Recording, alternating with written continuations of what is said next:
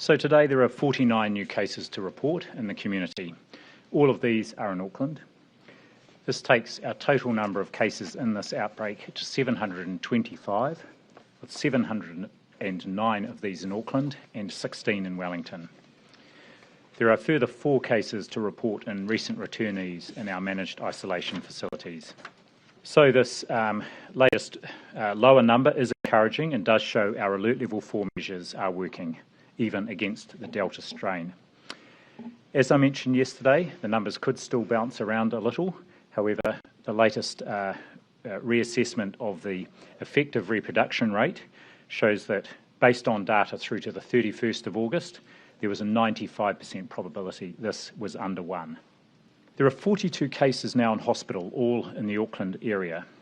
Of these, 6 are in ICU or a high dependency unit, and 3 are being ventilated. The growing number of people in hospital is a stark reminder of the seriousness of infection with the Covid-19 virus. My thoughts are with those who are in hospital and indeed their whānau at what must be a stressful time for them.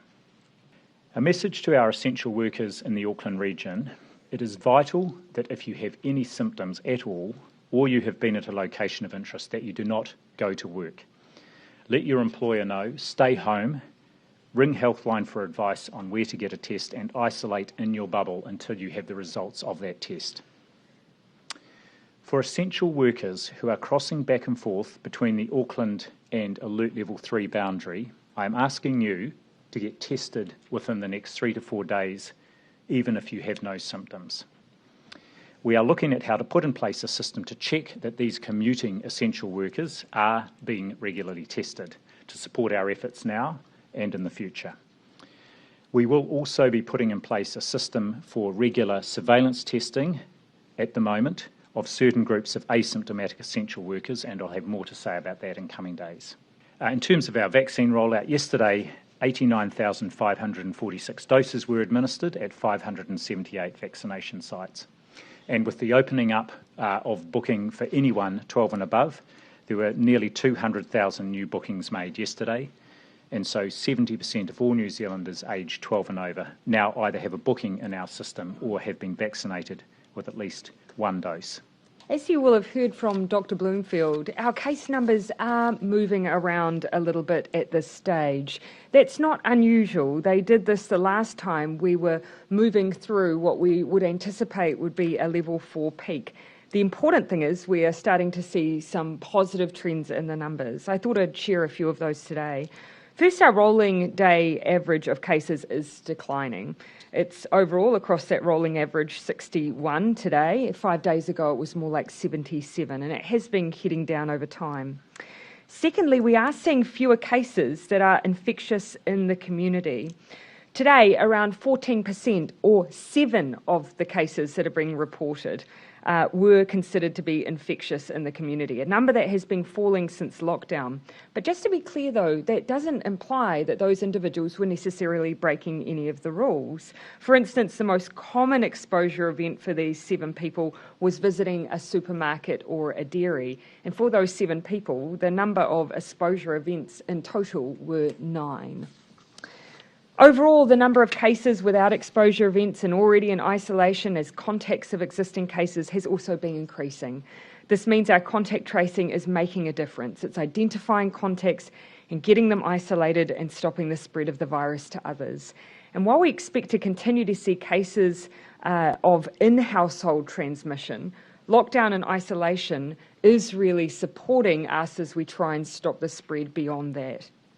So not only has lockdown stopped that exponential spread of Delta, there's clear evidence that our plan is making a difference to extinguish those last chains of transmission so that we can reduce restrictions as soon as possible. We do, however, just need to make sure we're sticking to the plan and sticking to it firmly. And this is where I want to add a message. If you are a contact, if you have been at a location of interest and advised to stay home as a result, you absolutely must do so. If you don't, you're risking the health of those around you, and you risk prolonging this lockdown for yourself and for others. Now, while we haven't seen widespread evidence of this being an issue, it is such an important message. I will keep repeating it nonetheless. A quick update on Northland. You'll recall that we kept Northland at level 4 for an extra 48 hours because of the late emergence of cases in the Warkworth area and a large work site involved, and the need to get some extra reassurance that we hadn't seen undetected transmission in the wider community as a result of some of those later discoveries of cases. 27 extra wastewater samples were taken from 26 sites right across the region on Monday and Tuesday. None have detected COVID-19. On that basis, we can confirm that Northland will move to alert level 3 at 11:50 p.m. tonight, as planned. I want to thank everyone in Northland for their patience while we built just that extra bit of peace of mind that everything is contained and confined within the boundaries we expect. Northland will now be treated in line with the rest of New Zealand outside of Auckland, with settings reviewed on Monday, the 6th of September. The shift to alert level 3 in the north brings in the northern alert level boundary, in addition to the boundaries that's already operating in the south of Auckland. Please continue to engage with iwi regarding the management of the northern checkpoints, but rest assured the purpose of the checkpoints is to keep COVID out. The northern checkpoints will be set up again at the following locations: State Highway 1 and Mangawhai Road and north of Coal Hill Road, Black Swamp west of Rako Road, Mangawhai Road and Kames Road, and Mangawhai Road and Ryan Road. Remember that personal travel between alert levels is highly limited and requires permission or an exemption. The same applies to business and work travel across the boundary, which is also strictly limited. These tight restrictions appear to be working well. I'm told by police that traffic movement on the southern boundary has been low and orderly. A huge thanks to all those who applied for their essential business travel documents in advance. It really has made a difference. Level 3 this time is different for Delta, and specifically there are new requirements for mask wearing. Anyone working at a business that is open and outwardly facing at level 3 must wear a mask, and anyone visiting that business, such as someone making a contactless pickup, must also wear a mask. But just as a general rule, if you're leaving the house, please wear a mask. It makes all the difference. I've also been advised that there, unfortunately, have been multiple reports of abuse towards bus drivers and other essential transport staff over the past couple of weeks. There is never any justification for lashing out at our essential workers. They are effectively putting themselves at risk every day to keep crucial services running.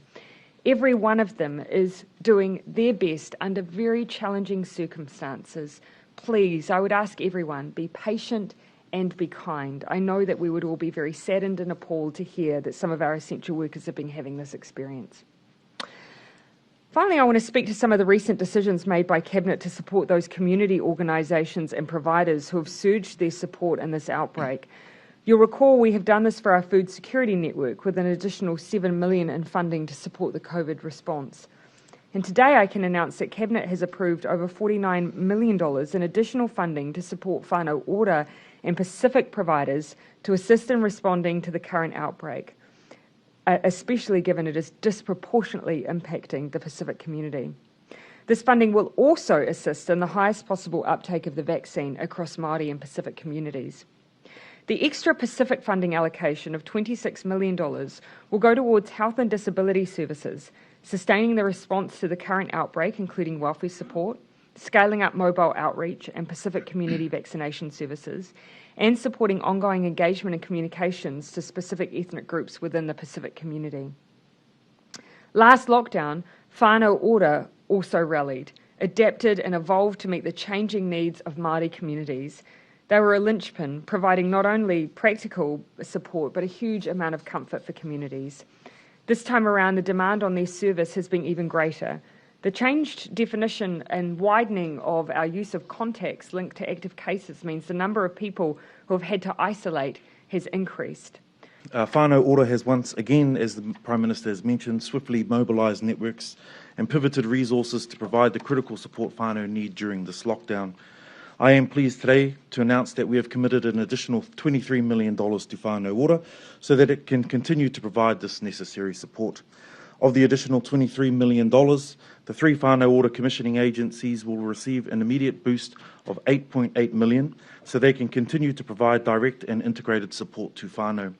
A further $14.2 million will be allocated based on need as information on the impact of the current change in alert levels unfolds. This funding will help whānau ora to meet the increased demand for their services and ultimately will help whānau endure these challenging times. Whānau ora is already helping whānau with essential goods such as kai, utilities and connectivity. Whānau ora providers have re-established testing sites, 0800 support lines and food banks across the motu.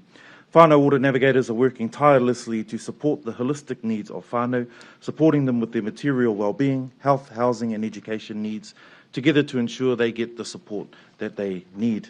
Lastly, I would like to extend a huge thank you to the commissioning agencies, the Whānau Ora Partner Network, our navigators, and lastly, whānau, for trusting in Whānau Ora. Kia ora tātou.